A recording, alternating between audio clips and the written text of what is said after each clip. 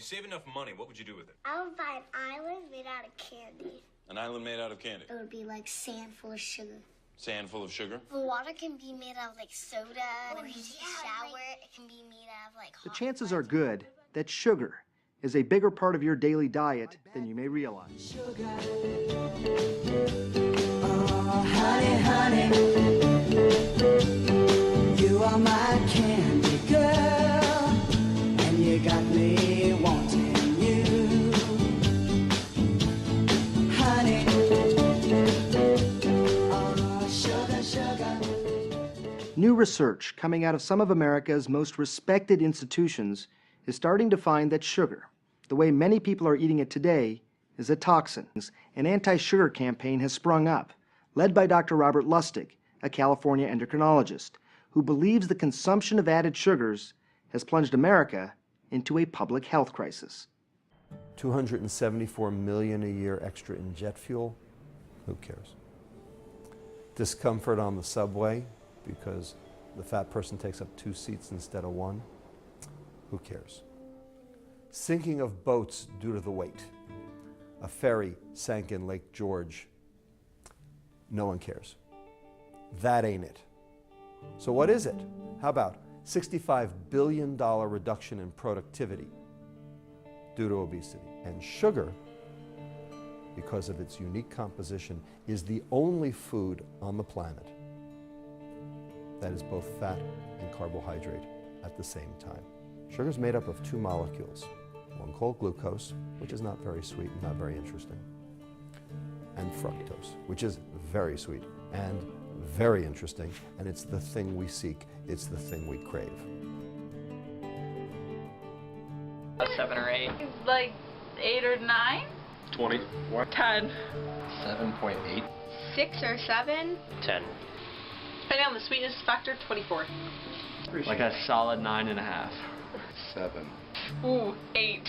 8. 8.5 maybe. I love my sugar. I really do. Yesterday, when I ate that sundae, it was definitely a 10.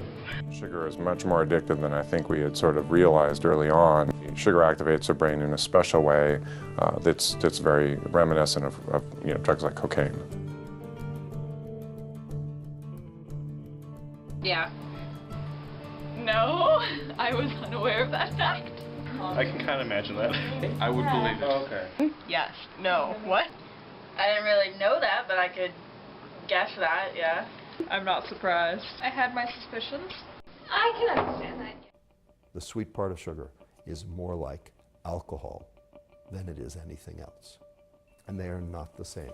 Glucose and fructose are very different. So make me spaz out like no other. That's about it. Probably NACA things. Not specifically, but I know that it's really unhealthy and it affects your blood sugar and all that jazz. I do not. Not good things. You get a sugar rush? I can hypothesize. And you're gonna eat that? Mm-hmm. Not specifically, but I know that it's not good. They cause diabetes. They cause increased fat. Every single living organism on the planet can digest, absorb, and metabolize glucose. Glucose is the energy of life. If you don't have glucose in your diet, your body makes it because your cells run on it. And 80% of the carbohydrate, glucose, that you consume is metabolized by all the organs in the body. Only 20% go to the liver. Fructose, on the other hand, can only be metabolized in the liver because only the liver has the transporter for fructose. All of the fructose goes to the liver. So you're overloading your liver. That's the rub. Alcohol is metabolized to fat, and so is fructose.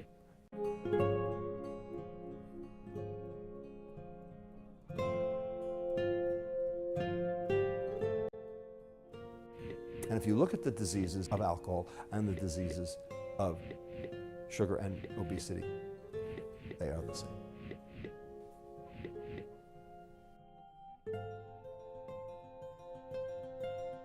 So with the best of intentions, they say, time to reduce fat in the American diet. Exactly. And we did. And guess what? Heart disease, metabolic syndrome, diabetes, and death are skyrocketing. When you take the fat out of the food, it tastes like cardboard. And the food industry knew that.